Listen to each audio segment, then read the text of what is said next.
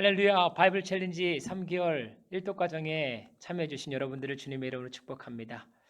신약 성경을 3개월 동안 우리가 일독하는 게 목표입니다. 오늘 마태복음 1장, 2장 여러분 잘 읽으셨습니까? 어떠셨습니까? 조금 난해하고 어렵지 않습니까? 마태복음 1장, 2장은요. 예수님은 누구이며 그는 어디에서 왔는가를 이야기합니다. 즉 예수님의 메시아됨을 성경적 증거를 통하여서 나열하고 있다라고 생각해도 되실 것입니다. 여러분 마태복음의 저자는 마태인데 이스라엘이 로마의 식민지 시절에 있을 때 마태는요 세금을 걷어들이는 세리였습니다. 그러니까 로마의 빌부터 가지고 동족들을 착취했던 사람이지요. 그렇기 때문에 이스라엘 백성들 동족들에게는 좋지 않은 인물로 낙인이 찍혔을 것입니다. 또 하나 여러분 마태복음에는요 동방박사 이야기가 등장합니다. 이거는 좀 특별한 거지요. 사복음서에서 동방박사 이야기는요 다른 성경에 나오지 않거든요. 유일하게 마태복음만 등장합니다. 특별히 마태는요 그 수신자가 있는데 독자들이 유대인이었습니다. 유대인들을 대상으로 썼던 마태복음인데 이방인들의 이야기를 마태가 기록했다는 것은 조금 의미심장한 부분이 있습니다. 이 부분들도 여러분들이 조금 눈여겨 보시면요 좋을 것 같습니다. 여러분 동방의 박사들은요 예수님을 접할 수 없는 그런 사람들이었습니다. 메소포타미아의 점술가였지요. 그들은요 그런 점술을 배워서요 국가의 정책에 관여했던 그런 인물들이었습니다. 그런 인물들이 전도를 받지도 않았는데 예루살렘으로 와서 예수님을 영접한다? 참 아이러니한 그런 내용이 오늘 마태복음 2장에 기록되어 있는 것이지요. 그들은 별을 보고 예루살렘에 찾아오게 되어집니다. 점술가기 때문에 남다른 그런 그 관측 기술들을 가지고 별을 연구하고 있었던 사람들입니다. 그런데 그날따라 하나님의 은혜 속에서요 특별한 그런 별의 현상이 있었던 것 같습니다. 그래서 그들은 그 별을 따라 가지고요 예루살렘까지 오게 되어집니다. 그런데 그들은 성경에 대해서 능통하지 않았던 것 같습니다. 어떻게 우리가 알 수 있냐면 그들이 처음 간 곳은요 헤롯 궁이었습니다. 왕이 머무는 곳에 갔던 것이지요. 그들이 생각했을 때 유대인의 왕은 그런 헤롯 궁에서 태어날 것이라고 생각했던 것 같습니다. 근데 성경 여러분 이사야를 여러분들이 읽어보셨으면 아시다시피요. 예수님은요 그런 화려한 곳에서 그런 멋진 곳에서 태어난다고 말씀하고 있지 않지 않습니까? 그런 점을 봤을 때 동방박사들은요 성경에 능통했다기보다는요 그냥 점술성에 능통했기 때문에 그들은 별을 따라서 예루살렘에 왔지만 그들이 가지고 있는 상식선에서요 헤롯궁에 먼저 가가지고요 예수님을 찾았던 것 같습니다. 여러분 예수님은요 아주 그 당시에 흔한 이름이었습니다. 예수님은 여호수아와 똑같은 의미를 가지고 있는 이름이지요. 여호와는 구원이시다. 아니면 여호와여 구원하소서 이런 것입니다. 여러분 구원은요 넓은 의미에서는요 우리 건강의 회복까지도 포함됩니다. 왜냐 구원은 원래 상태로서의 회복을 이야기하고 있거든요. 그런데 좁은 의미로서의 구원은 뭐냐? 죄에서 구원하는 것이지요. 예수님은 초림하셨을 때 목적이 무엇이냐? 사람을 죄로부터 구원하시기 위해서 이 땅에 초림하셨다. 여러분 그렇게 이해하시면 됩니다. 그리고 오늘 1장과 2장에 보면 예수님의 다른 이름 임마누엘이라고 있는데 예수님 이름이 임마누엘이라고 이해하기보다는요. 예수님이 있는 곳에서는요. 하나님의 현존하심, 하나님이 함께 하심이래. 이것을 우리가 느낄 수 있기 때문에 예수님을 통하여서 우리는요. 하나님이 우리와 함께 하신다는 것을 경험할 수 있습니다. 왜? 예수님은 곧 하나님이시기 때문에 삼위일체 하나님이시기 때문에 그런 측면에서 임마누엘이다라고 여러분들이 기억하시면 될 것입니다. 여러분 마태복음은요. 특별히 유독 구약 성경을 많이 이용하고 있습니다. 다른 뭐 누가복음이나 아니면은 뭐 마가복음이나 요한복음 이런 성경들보다는 구약 성경을 많이 이용합니다. 왜 그래? 독자가 유대인이기 때문에 유태인이기 때문에 그렇습니다. 그렇기 때문에 구약과의 연관성 속에서 이 말씀이 서술되고 있다라고 여러분 생각하시면 됩니다. 여러분 마태복음 첫 단락 읽어보셨죠? 난해하죠. 뭔가 처음부터 읽고 싶지 않은 그런 충동에 빠졌을 거라고 생각되어집니다. 한번 1절 볼까요? 아브라함의 자손이요 다윗의 자손인 예수 그리스도의 계보라 이렇게 써 있습니다. 여러분 원래 족보 또는 계보는요 조상의 이름을 따라 붙입니다. 그러나 마태는요 아브라함보다 예수님이 더 중요하기 때문에 예수님을 더 강조하고 있는 것입니다.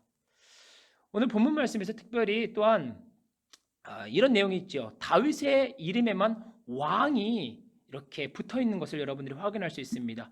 이는 예수님께서 다윗 왕의 계열을 따라 왕정 메시아로 이 땅에 오셨다는 것을 강조하고 있는 것입니다. 여러분 예수님은 여러분들의 삶에 그냥 뭔가 종교의 창시자이십니까? 아니면 여러분들의 삶의 주인이십니까? 다윗의 왕권을 가지고 오셨다는 것은 무엇이냐? 우리 인류의 왕이다라는 것을 말씀하고 있는 것이지요. 동방 박사도요 예수님께 경배하러 왔습니다. 왜? 예수님이 왕이심을 그들이 알았기 때문인 것이지요. 여러분 이 측면을 봤을 때 우리의 삶의 왕은 누구신가라는 것들을 우리가 질문해 볼 수가 있을 것입니다. 또한 여러분 본문 말씀을 보시면요 남성 위주, 특별히 유대 사회는 그런 문화를 갖고 있었습니다. 그런데 계보를 보십시오. 예수님의 계보를 보면요 특별히 여성의 이름이 등장합니다. 찾으셨습니까? 그렇습니다. 네 분이죠. 다말, 그리고 라합, 그리고 롯, 그리고 우리아의 아내 밧세바입니다. 이들에게는 공통점이 있습니다. 윤리적으로 부적절했다는 것이지요. 하지만 예수님의 관계로 새롭게 승화된 인물이라는 것입니다. 여러분 또한 이들은 이방인들이었습니다. 정통 유대인들이 아니었습니다. 다말은 가나안 사람이었고요. 그리고 엘의 아내였습니다. 라합은 여리고 출신으로 우리가 추측되어지지요. 롯은요 모압 사람이었습니다. 우리아의 아내 그 밧세바는요 남편이 헷 사람이었습니다. 메시아는요 유대인들만을 위한 것이 아니다. 약한 자, 강한 자, 배운 자, 못 배운 자 모두를 위한 메시아다라는 것을 우리는 이 계보를 통하여서 확인해 볼 수 있어야 됩니다. 여러분 성 어거스틴은 탕자와 같은 인물이었습니다. 그는 아주 성적으로도 문란했고요. 제멋대로 살았던 사람입니다. 그런 사람도 하나님께서 건지시오. 종교개혁을 일으켰던 루터는요 성격이 아주 좋지 않았다고 하지요. 그런 사람도 하나님 사용하신다는 것이지요. 모든 것이 하나님의 은혜임을 이 계보를 통하여 고백할 수 있는 것이지요. 특별히 16절 여러분 말씀을 한번 보시면요 야곱은 마리아의 남편 요셉을 낳았다라고 말합니다. 마리아에게서 그리스도라 하는 예수가 태어났다는 것이지요. 그동안은요 A가 B를 낳았다, 즉 남편에게서 누구를 낳았다라고 이렇게 설명을 했지요 계보에 보면. 그런데 그 남편의 이름이 생략되었습니다. 바로 그냥 마리아를 통하여 가지고 그리스도라 하는 예수가 태어났다라고 얘기하고 있습니다. 이것은 무엇입니까? 부모의 어떤 DNA나 어떤 생리적인 그런 관계 속에서 예수가 만들어진 것이 아니라 신적인 존재로 하나님의 능력으로 성령의 내주 역사하심으로 예수님이 태어나게 되었다라는 것을 강조하고 있는 것이지요. 마태복음 또한 1장 18절에서 25절을 여러분 그 묵상해 보시면 아실 것인데 당시 약혼에 대한 그런 부분들이 우리가 생각했던 약혼과 다르다는 것을 여러분 깨달으셔야 됩니다. 당시 약혼은요 결혼과 같았습니다. 약혼 후 헤어지는 것은요 이혼과 같은 것이었어요. 유대법에서 약 1년 정도 지속되었던 이 정혼은요 오늘날 우리 시대의 약혼보다 훨씬 더 무거운 그런 의미였다는 것을 여러분들이 깨달으셔야 됩니다. 그렇기 때문에 약혼 중 남편이 죽으면요 여인은 과부가 되는 것이지요. 그리고 약혼 후 1년 정도는 동거하지 않는 것이 법이었습니다. 약혼 중 여인이 부정한 것이 드러나면 돌로 쳐 죽이라고 구약성경에 기록되어 있지요. 그리고 그 부분을 요셉이 알았던 것이지요. 19절 말씀을 여러분 보시면요 요셉은 의로운 사람이었다라고 얘기합니다. 여러분 바이블 타임 보면요 의로운 사람에 대해서요 공정한, 의로운, 신의 법에 순종하는 사람이다라고 얘기하고 있습니다. 그래서 그는요 이혼하려고 했어요. 공개적인 이혼이 있었고요 은밀한 이혼이 있었는데 공개적으로 이혼하면은요 마리아가 난처하게 되어지고 심지어는 돌에 쳐 맞아 죽을 수도 있기 때문에 은밀하게 이혼하려고 했습니다. 참 의로운 사람이었죠. 그런데 하나님께서 요셉에게 꿈으로 계시해 줬던 것이지요. 여러분 꿈은요 하지만 최종 판단을 하는 어떤 도구는 아닙니다. 하나님께서 우리에게 계시하는 다양한 방법 중에 하나인데 오늘 성경 말씀 우리가 보시면 꿈으로 요셉의 마음을 변화시킨 하나님이 특별히 이사야 7장 14절의 말씀을 통하여서 그의 마음을 변화시킨다. 처녀가 잉태하여 아들을 낳을 것이니 이 말씀이지요. 여러분 꿈도 꿈이지만 최종적 그 꿈이 하나님으로부터 왔다라는 것을 여러분 아시려면요, 하나님의 말씀을 통하여 그 꿈을 분별해 보셔야 되는 것이지요.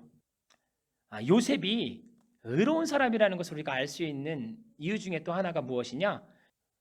요셉이 약혼한 과정 속에서 마리아와 동침하지 않았다는 것이지요. 그 시간을 기다렸다는 것이에요. 그가 참을성이 있고 절제성이 있는 사람이라는 것을 우리가 알 수 있게 되어집니다. 여인과 약자들에게 관심이 많았던 누가는요, 마리아를 중심으로 예수님의 계보를 기술했던 반면에 마태는요, 요셉의 역할을 비중 있게 다루지요. 요셉이 있었기 때문에 예수님은 법적 보호를 받았고 다윗 혈통에 통해 태어날 수 있었다라고 말하는 것이지요. 그러니까 요셉은요, 꼭두각시와 같은 역할처럼 보이지만 하나님께서는 요셉을 예비하신 것이에요. 예수님의 어떤 그런 법적인 보호를 받기 위해서 요셉을 통하여서 태어나셨어야 돼요. 그리고 다윗의 혈통을 통해 태어나시기 위해서도 요셉이 필요했던 것입니다. 여러분, 오늘 그 말씀을 통하여 가지고 여러분들이 다양한 묵상점들을 발견하실 수 있을 것입니다. 특별히 2장에 넘어가시면은요, 예수님이 오신 것이 우연의 산물이 아니라 하나님 말씀의 성취라는 것을 끊임없이 이야기하고 있죠. 2장 5에서 6절 말씀, 여러분 미가서 2장 5절에서 6절 말씀을 인용하고 있는 약속의 성취이지요. 마태복음 2장 15절 말씀, 여러분 호세아의 말씀이 성취되고 있는 것을 우리에게 이해하고 있는 것이지요. 마태복음 2장 17절에서 18절 말씀, 예레미야 31장 15절 말씀이 성취되고 있다는 것을 말씀하고 있는 것이지요. 마태복음 2장 23절 말씀, 여러분 이것도 나사렛 사람이라 불릴 것이다 라는 말씀의 성취를 이야기하고 있는 것이지요. 이처럼요, 마태는요, 예수님이 이 땅에 오신 것이 우연의 산물이 아니라 하나님이 오래전부터 구약 성경을 통하여서 계시해 놓으신 그 메시아다라는 것을 이야기하고 있습니다. 특별히 그 예수님은요, 다윗의 자손으로 올 것이고 특별히 하나님의 아들 신성을 가지신 분, 동정녀 마리아의 몸을 통하여 태어나셨다는 것은요, 보편적인 인간이 아니라는 것을 이야기하는 것이죠. 그리고 베들레헴 출신이라는 것을 마태는요, 오늘 1장과 2장을 통하여서 이야기하고 있습니다. 여러분 이것을 여러분 묵상하시면서 하나님의 어떤 사랑과 우리를 위해서 예비해 놓으신 그 예수님이 오래전부터 하나님이 계획하셔서 우리에게 특별히 선물로 주시고자 하신 우리의 삶의 구원자여 메시아시라는 것을 깨달았으면 좋겠습니다. 여러분 이 배경들을 여러분들이 생각하시면서요, 각자가 풍성한 묵상을 통하여서 하나님께 오늘 하루도 승리했으면 좋겠습니다. 내일 만나겠습니다.